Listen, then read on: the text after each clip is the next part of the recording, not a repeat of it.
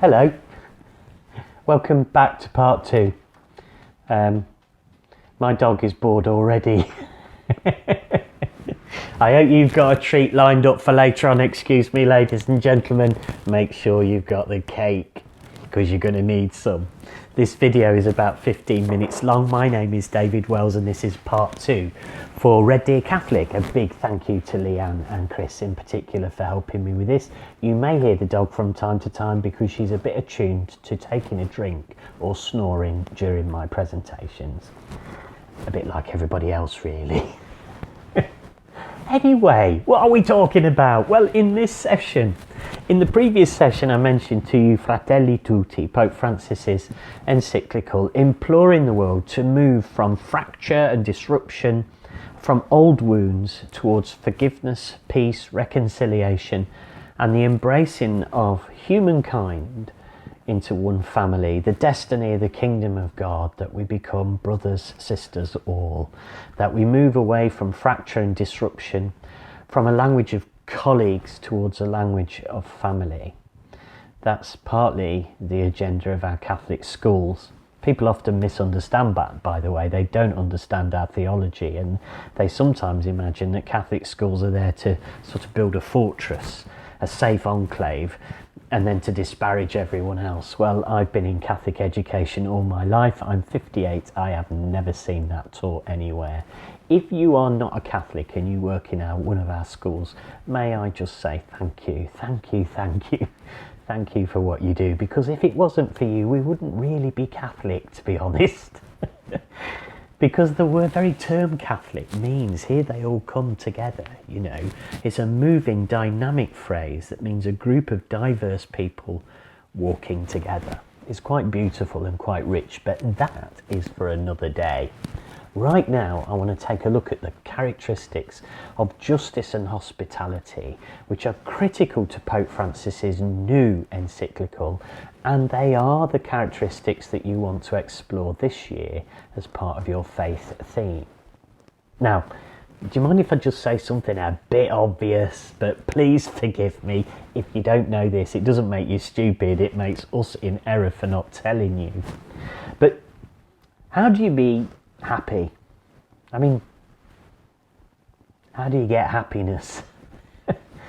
Well, the world often teaches, and it's not entirely wrong by the way, that happiness comes from comfort. You know, a good bottle of wine, a great hockey match, friends, that you get somehow happiness from achieving the things you want to achieve and then having enough money to go on holiday. None of those things are bad, and none of those things are wrong. But they're not complete. And the Catholic Church has an answer to the question, how do you be happy? And it's not the one you expect, by and large. I'm talking to myself. Happiness, suggests the Church, comes from the virtues. If you want to be happy, be virtuous. Now, I've not really been asked to speak about that, but one of the things I want you to know before we get into the challenge of these issues of justice and hospitality is just to say to you, the Church does teach, by the way, that pursuing these things leads to our well-being, leads to our happiness. That if you only seek your own comfort, if you go after the things that you want, they will comfort you, but they won't make you happy. What leads to the depth of happiness that we find out in the Beatitudes is the pursuit of virtue.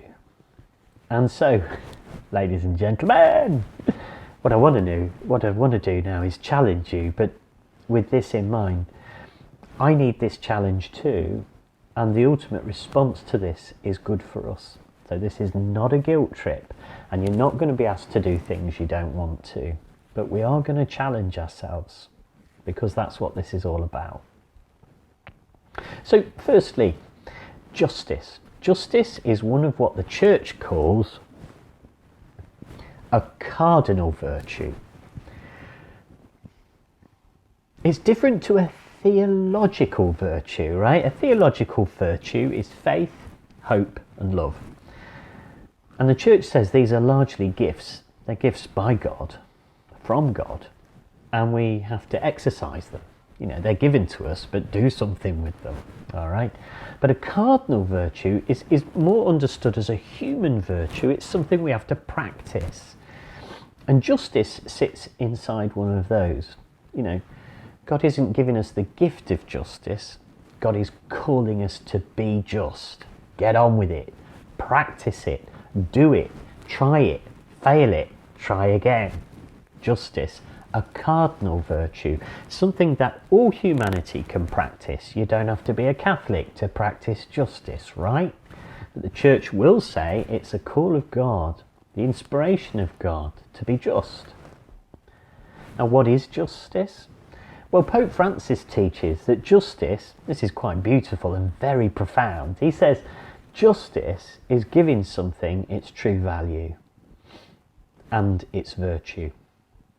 Giving something its true value, whether it's the climate, nature, your neighbour, the poor. Justice is giving something its true value. Its true value. Whew. And so justice for Pope Francis and Pope Benedict in their documents is the true test of our Catholicity. That's not how I grew up. I think to be Catholic was somehow to be, I don't know. I think I mistakenly understood as to be particularly pious. But actually, the teaching of the Church is that justice is going to test what we really believe. Here's a real punchline from Fratelli Tutti. It doesn't get more challenging than this. Enjoy it. Face up to it. It's good news. But it is challenging. Do you know what Pope Francis says? Drop all the labels. Muslim, Catholic, Canadian, English, male, female. They're all characteristics of who we are. We're not denying them. But for Pope Francis, there's two kinds of people. Ooh. And here it comes. Get ready to get the punch in your stomach, right? Two kinds of people. He says in Fratelli Tutti, there are two kinds of people. Those who care for somebody who is hurting, and those who pass by. Those who bend down to help, and those who look the other way. And then he adds, are you ready? Here, at this moment, all our other distinctions, labels and masks fall away. It is the moment of truth. And he bases that on Luke chapter 10, the parable of the Good Samaritan. Two kinds of people. The people who stop and the people who walk by. This is not a judgment, it's a challenge to act justly. To act justly is to give something its true value. To act justly is to recognise the value of the stranger as no longer stranger, but brother or sister. If it was your brother or sister in the ditch, you'd be in there like a shot. Well, most of you. Some of us sometimes don't get on too well with our siblings. But most of us, God willing, most of the time, we jump in the ditch to save somebody we love. Pope Francis says that's the issue. Everybody is someone's loved one. And so get in the ditch. Get dirty, folks. Pope Francis says, I want a bruised, hurting and dirty church. Just like the birth narratives at Christmas start in a stable where it's bruised, hurting and dirty, right? That's where we're called to be. Justice gives something its true value. Now, if that isn't challenging enough, get ready for this. Oh my goodness. The stranger, the man in the ditch, isn't a plan. It's not a strategy. The man in the ditch, woman in the ditch, will always come at us as an interruption. Oh my goodness, how are you at being interrupted, right? The thing about the priest and the Levite in the parable of the Good Samaritan is that they walk past the man in the ditch. And I don't think Jesus is saying they're bad people. I don't think he's saying they're going to hell. What he's doing is he's saying they're not living it. Why? Because they're so focused on their own journey. They're so focused on their own business, their own busyness, that they can't be interrupted. The real test of our humanity, our living life to the full, is whether David Wells is ready to overlook distinctions of race, wealth, position, gender, orientation, creed, nationality, overlook those things and stop and help. And when I am doing that, I am Christ to the world. So, justice is almost a disposition to being generous with what we've got, so that we can be, in many respects, able to give things their true value. Hospitality is a response to that. We see it in Luke chapter 10, where Jesus tells us the story of the parable of the Good Samaritan. Hospitality is a response to giving something its true value. Hospitality, by the way, is mentioned both in the Catholic Catechism and in the Scriptures. In the Scriptures we find it in Romans chapter 12, but we also find it in the Catechism there, referring to that passage and saying the practice of hospitality is critical to the Christian life. Your schools are places of hospitality as well as learning. And I'd encourage you to think about that. You have been, many, many times in your life, the Good Samaritan. But we need to be open and conscious, always, of the next stranger.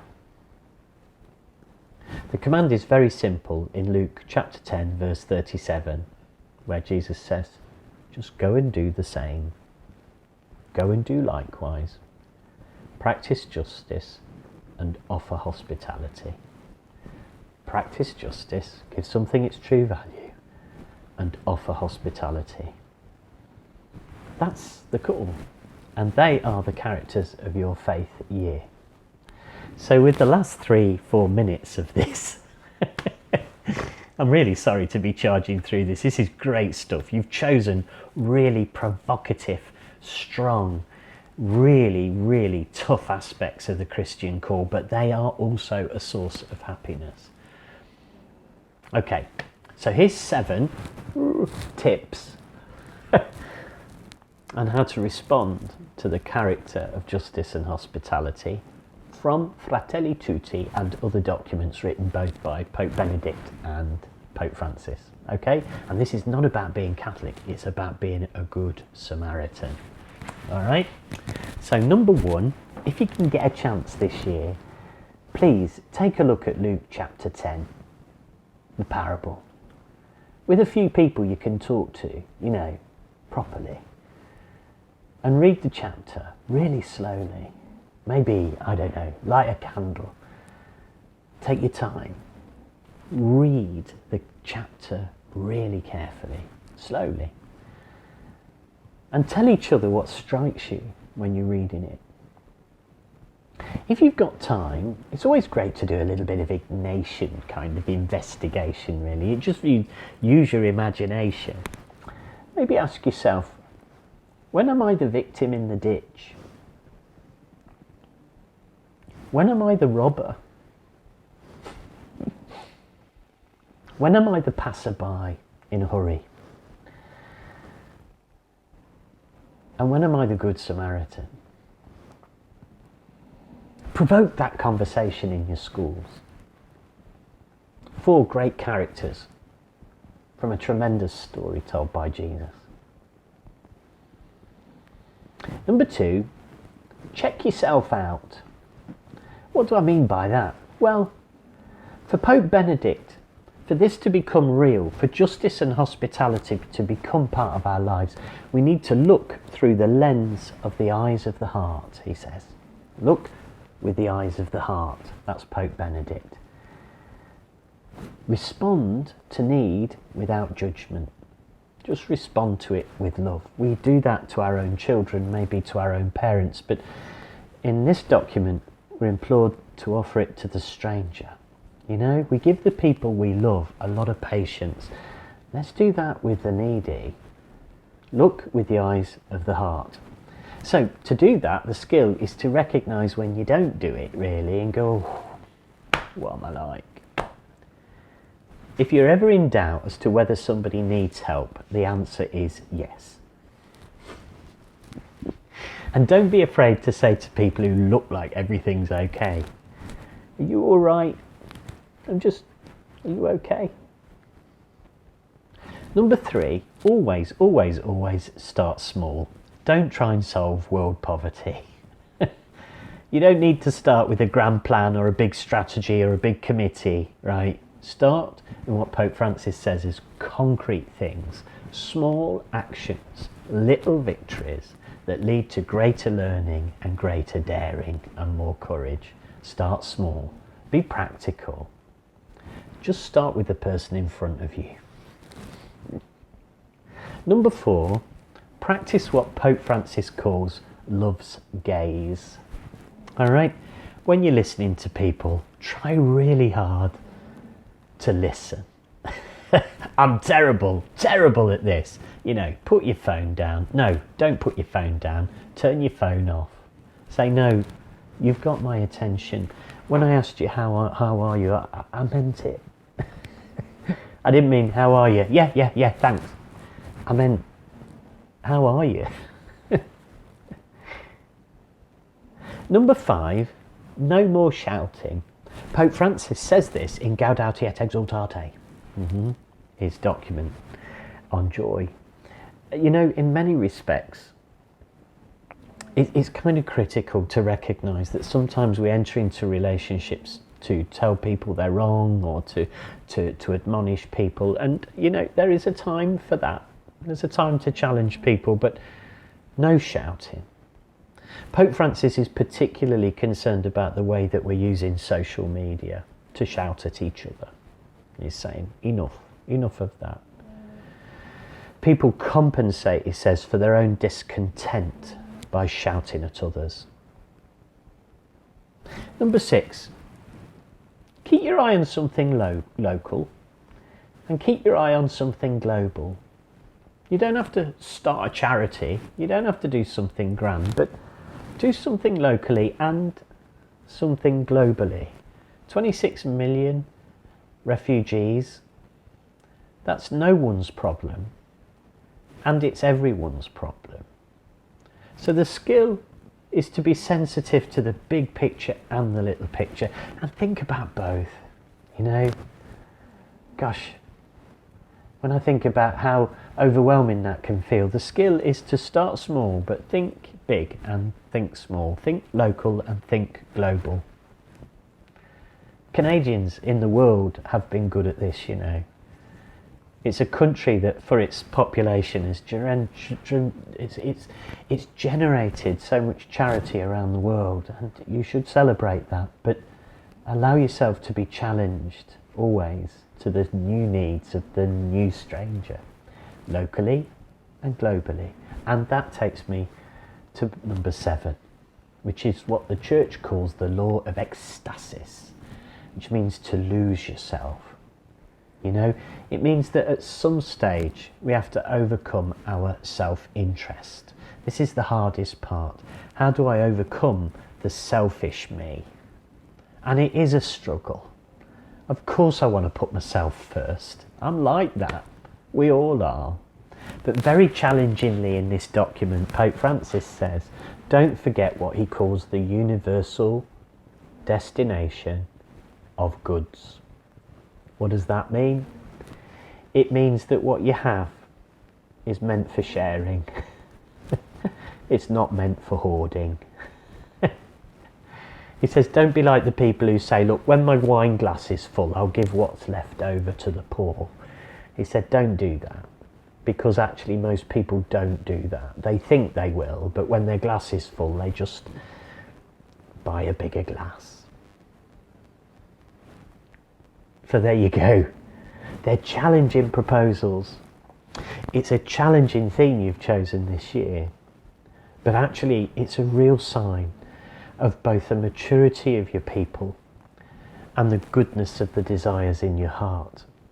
So I want to say thank you. Thank you for the times that I was the stranger and you welcomed me into your midst.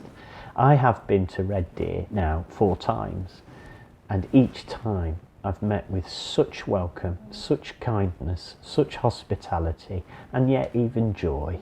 And I just want to say, I know it's in you folks. Pope Francis wants to bring it out even more. So as you work with the children and the young people, keep in mind these videos. And I'm going to finish, as I did with the first one, with a few questions. Number 1, how open are you to interruption? Are you any good at it? Or actually, do you find people's requests on your time very challenging? When do you not like to be interrupted? Number 2, how's your disposition towards people who are different to you? Are you any good at engaging with the difference, or do you find yourself getting a bit cross a bit quick? Is there something to pray about there? Number 3, how are your listening skills? You know, when you ask people how they are, have you got time to listen to the real answer? Or do they and you just pretend like we do over here a bit? Morning, how are you? I'm fine, how are you? Yep, I'm fine. End of conversation. Nothing just happened. Number 4, take your time with number 4. Where is love needed right now in your community and globally? And number 5, what are going to be our first steps this year, you know, to being just and to being hospitable? What I love about you as a community is I know you will take this challenge seriously, and in the end it should be you challenging me.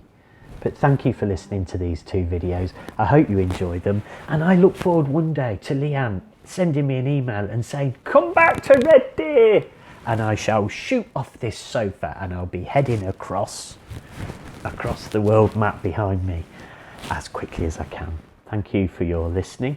Thank you for your attention. God bless, and bye-bye.